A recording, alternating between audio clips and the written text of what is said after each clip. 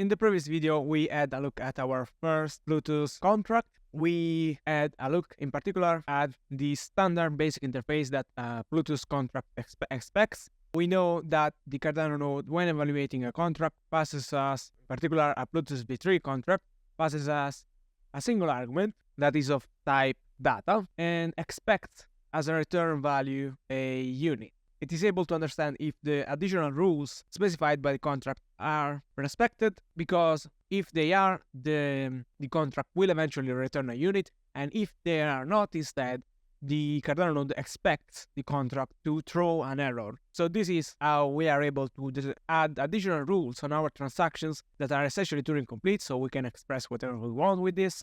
And in the previous video, we just saw the always succeed contract that completely ignores whatever the Cardano node is passing for evaluation and straight returns a unit. And we also saw the always fail contract that it acts like the always succeed. It ignores whatever the node is given, and it always directly throws an error instead of returning a unit.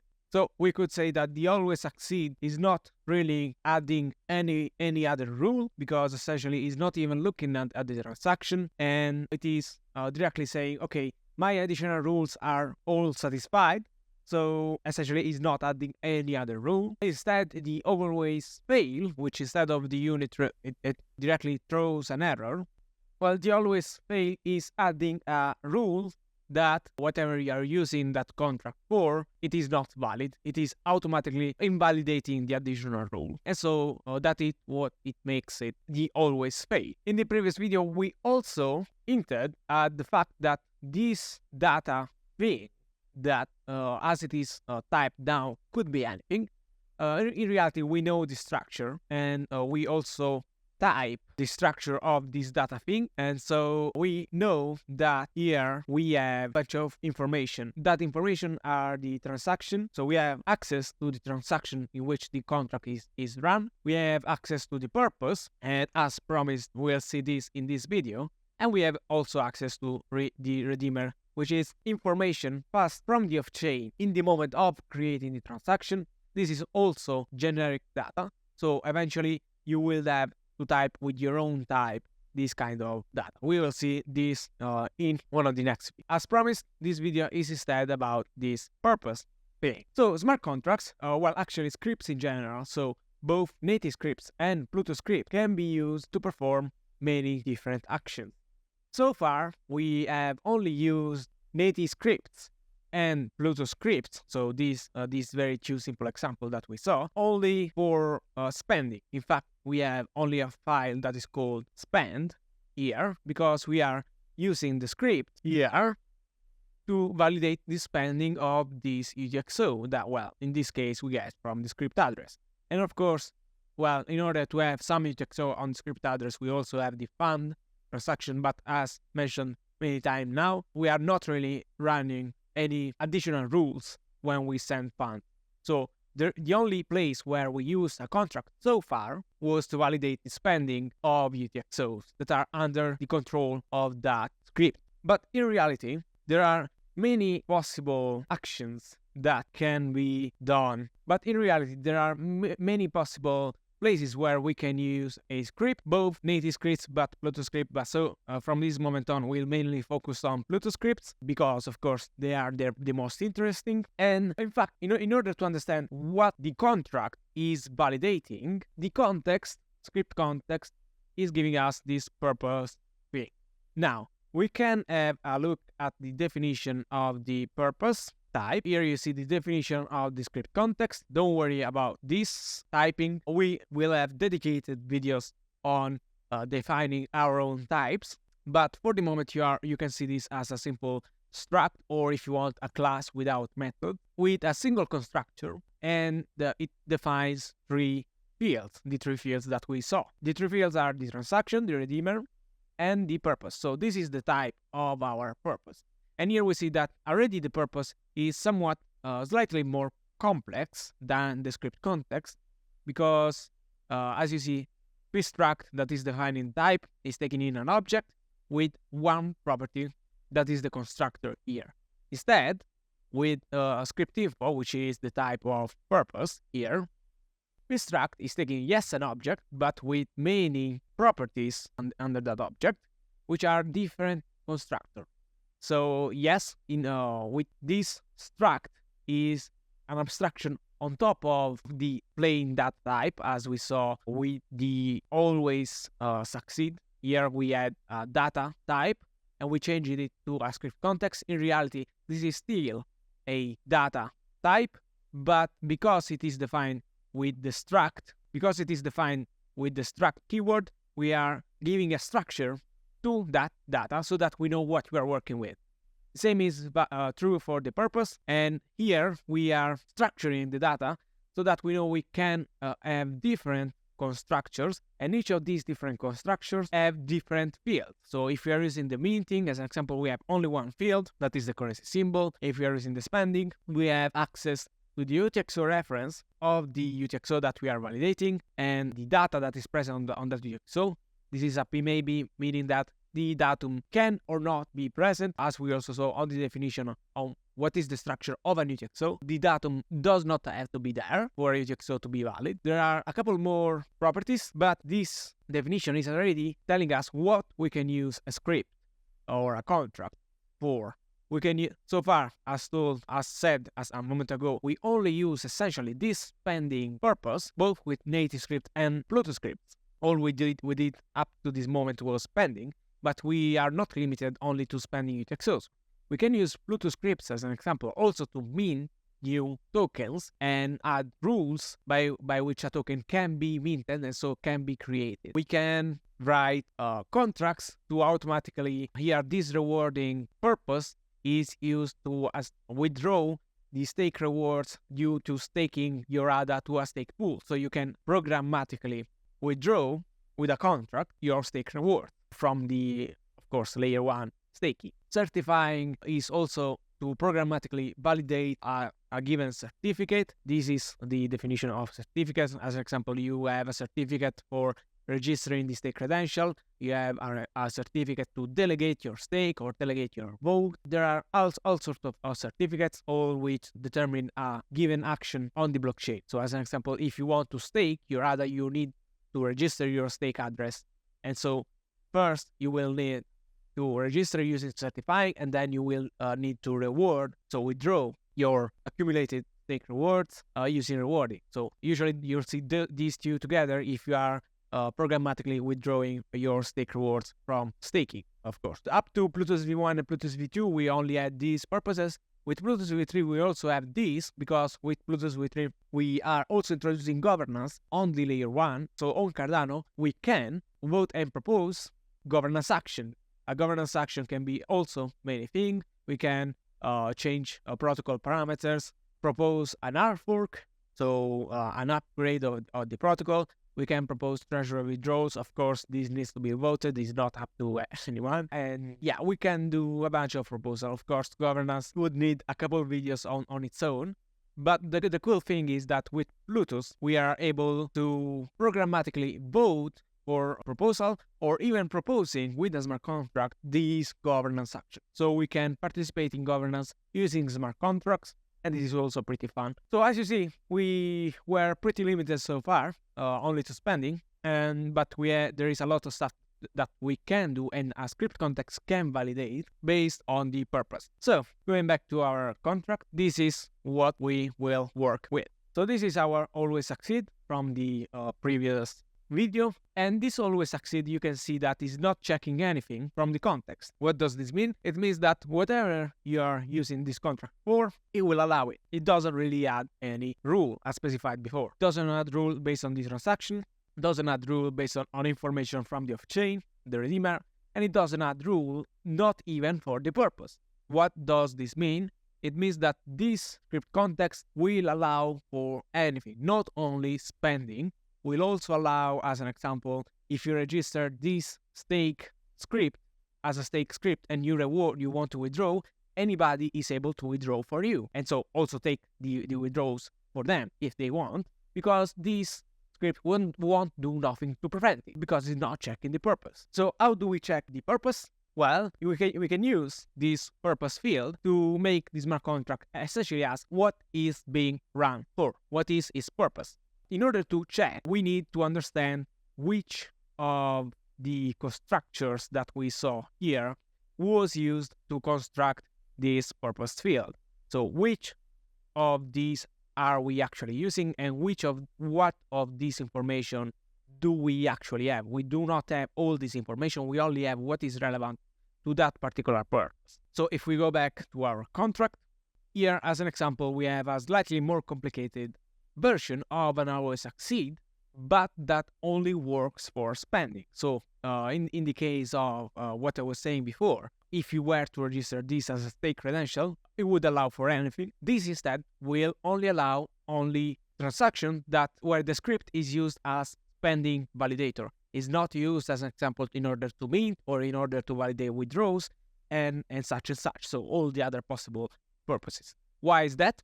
Because we are using this pmatch. Pmatch is a primitive exported from plu-ts that takes some structured type and gives you essentially, you can see this as a big if then else that tells you if the purpose is spending, then do something here, and and it gives you also all the others. So you see we have already used spending, so now all the rest that we can match are certifying, minting, proposing, rewarding, and withdrawing. But if we are all interested in spending, such as in this case, we can also use the underscored wildcard to say for all the rest, essentially, so a big else here, for whatever is left that I have not specified here, use instead this validation. So you can see by reading this statement here that based on the purpose, if it is spending, then return a unit. So we are going with the logic of the always succeed only if it is spending. If it is instead anything else, so the underscored wildcard, then throw an arrow. So in all other cases, we are acting as an always fail. And then there is the usual, compilation, and then making a script specifying that it is a plus v3 and passing the bytes here that we get from compilation. So to see this in action, I can prove you that we can use this contract in order to spend, because I will export this compiled script here. And here we have our usual, at this point, very boring funding transaction. We will just send some funds to the script that we are exporting. So our script only spend this one, this logic. So we will run our usual npm run fund. Okay, and here we have submitted our usual transaction. You can see this is the hash of our only spend validator. There is one input, there are two outputs, and there is a fee, and there is a signature. And now we can go back to spending. Spending is also our usual transaction. We get the address of our script, that is the only spend, and we get the UTXOs, both of the scripts and our own. We need our own for the collateral, remember? And yes, we query the protocol parameters. We get the UTXO of the script, the only spend script. We include the script source as we specify a redeemer, even though we don't use it. And we send everything back to our own address. Of course, we sign in order to spend the collateral, to include the collateral, not spending. And yes, we submit the transaction. So here we can run our npm run spend, and here we will run this logic. So this contract that is actually checking that the purpose is indeed spending. So we run this spend, and we see that we have this transaction. You can also see that the plu-ts script that is included is bigger than the always succeed, as an example that we had in the previous video. Why? Because we are running a bunch of logic more, that is indeed the logic of checking this purpose being the spending. Of course, we can check our transaction to be included on chain. You can see here we sent the funds in the previous transaction, and here we received the funds from the smart contract. So here we are spending 10 and receiving the 10 minus the fee. So everything looks good if we use our only spend in order to spend. But now I have prepared another transaction here of chain, where instead we will try to use a different purpose for that only spend script. In this transaction, what we are doing is, of course, is querying our own UTXOs, getting our transaction builder. We will need some input, but not really because the contract requires it. We need some input because there is still some fee to cover, and of course there is from somewhere that fee has to come. So we will provide an input to cover the fee of the transaction. We of course also need the collateral because we are running a Bluetooth script, remember. And here we have a new field that is called mint. Here we can specify the minting or burning, by the way, of different tokens. And in order to do so, we need to specify, of course, an array with an object with 2 entries for each element of the array. These 2 entries, these 2 properties are the script that specify what is the logic that needs to validate the minting. And so here we are passing the script source. So this only spend, we are passing it here. And as usual, we also need the redeemer. This is no news. And we also need to specify a value. Now, a value can be the same thing that we saw, like this value thing that is essentially the same thing that we saw here on the UTXO structure lesson. We have this thing right here. You can see this is the same class. So we can either specify that, but the value class is somewhat complicated, or we can specify this value policy entry interface. If we go look at value policy entry by the type, here we can see that we have a policy that essentially has to be an hash of length 28, and that policy, as you see here, is nothing else that the hash of the script that we're running. So it's pretty straightforward to get. It's just script.hash. And then the assets are I-value asset. This I-value and then the assets are this I-value asset array here. This I-value asset is also a very simple interface with a name that needs to be a bunch of bytes or an hexadecimal string that, well, by the way, it is converted to bytes. So some bytes as name of the token and some quantity that we are going to mint or burn in this case. Of course, this asset is an array because we could, if we want, mint multiple tokens under the same policy with different names. So as an example, I can copy and paste this here and change the name to be only plu-ts here. And what happens? Well, I'm calling from UTF-8 because this is a string, but it is not an hexadecimal string. So it is not easy to convert directly to a uint8 array, so to bytes. From UTF-8 is doing exactly this. It's taking the string and it is spitting out the bytes that represent that UTF-8. And yes, I was saying that we can have multiple assets with different names, and if we want, we can mint also in different quantities, but that are under the same policy. What does this mean? That means that these 2 different assets that have different names respect the same rule in order to be minted. And that is it. It is something that we can do. So an unique asset is uniquely identified by the policy of the rules that determine the minting and burning of that asset plus the name. So we know that this hash plus this name uniquely identify this asset, and this hash plus this name uniquely identify this asset. And then, yes, well, we have inputs, we have collateral, we are specifying what we are minting. So minting with this script, with this policy, these assets, and we are sending back everything to our address. We sign, of course, transaction to spend these inputs, and we submit. So let's try to submit this transaction that has this script that specifies that the purpose can only be spending. And let's try to see what happens. So in order to run the mint file, we will run npm run mint, and let's see what happens here. Yes, you can see that we get an error, and this error is thrown, I can tell you, by the transaction builder, because the transaction builder, as you see here, is evaluating already before submitting the transaction, is evaluating the execution of the plu-ts script, and so it is in fact running this logic, and it sees that the purpose here when we run the plu-ts script is not spending. So we end up in this case, and of course we evaluate an error. So this error makes the additional rule that this transaction is setting invalid.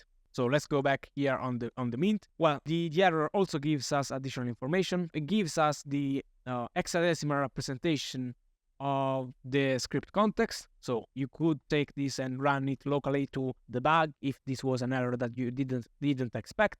But yes, we were totally expecting this error because, of course, the script is adding this additional rule. Instead, if we go here on the script and instead try to use the always succeed script. So if you remember, the always succeed is always allowing whatever you tell him to do. We export here the always succeed, and now this script is instead allowing it. We expect this transaction to allow the minting, and we can try to instead now run npm run mint, and let's see what it gives us. And yes, indeed, this transaction has been submitted, and we can also have a look more in detail to this transaction, what is going on. So we have our single input with some ADA. We have one output with the same ADA minus the fee, and you also see that there is another new thing in this value. Before the value, we only had this empty string number associated to a number. Well, these, of course, as we know, are the default assets of the network. So these are ADA. And now we see that we also have a new entry. So this explains, hopefully, why the nested structure of the value. You can see that this first key here is the hash of our script. So you see that these two match. So we have the value is structured this way. We have first the policy, so that the hash of the policy that determines of the rules of the assets under that policy. And then we have a map essentially from the token name, so from this to the quantity associated with that particular asset. And the same, well, we have two token names here. So this is the plu-ts, of course, the bytes representation of plu-ts, and the same is here. This is the bytes representation of this string, and then we have the quantity associated with that token name. So this makes it a single asset. This policy this name plus this name, this policy plus this name makes this asset, and we know we have one of these asset here, and this policy plus this name makes another asset, and we have 69 of that asset. These two assets are subject to the same rules, but are different assets because they have different names. So we see that we have one output that is the output generated by this change address that is going back to our own address. We have the fee. We have also a mint field. We are, of course, minting 0 ADA. We cannot, of course, nor mint nor burn ADA. And we are, of course, minting our new tokens as specified here. We have a script data hash, which is automatically created by the transaction builder. You do not have to worry about this. We have the collateral input, of course, because we are running the plu-ts script. We have our signature. We have our redeemer that, as you see here, now it is tagged mint. That means that the purpose now was mint indeed. And yes, we have our plu-ts script that is our short always succeed, and that is why this transaction succeeded. We can also check our transaction here over in Eternal, and you see that this is our transaction. You see that Eternal is signaling us that in this transaction there is a smart contract being run, and there are some tokens minted. And the summary of the transaction also tells us that, well, we have paid the fee, of course, as I was telling you, but we have also received some other tokens. We have received 69 plu-ts as one plu-ts token name. So it is only showing the token names without the policy in this case. And there is also here the plu-ts contract included, which is our always seed. It is showing us the mint. There is a bunch of information, but we see that, in fact, this transaction is included in the blockchain.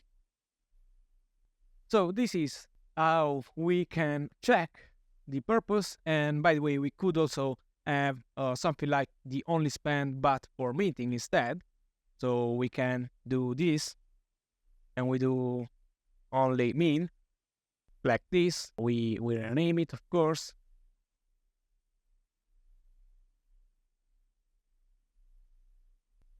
And if we try to export this and send it here, now we are using this only mint. You see that oh, wait a second, we need to change the on-chain logic on minting. And now, instead of on spending, we are only validating this script in order to mint.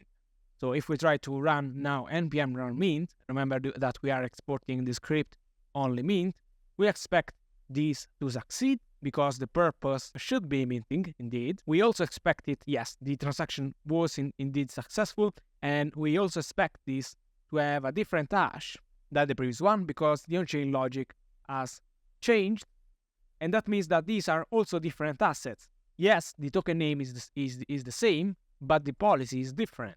So this mint transaction was successful. You can also see that the contract bytes here are different, but now we are minting instead. So if we sync once again, here we have also another transaction that gives us 69 plu-ts and 1 plu-ts token name. So here we have also minted, as you can see here. However, if we go here on our account and we go on token list, you can see that this 69 plu-ts and this 69 plu-ts are two different tokens because the policy is different.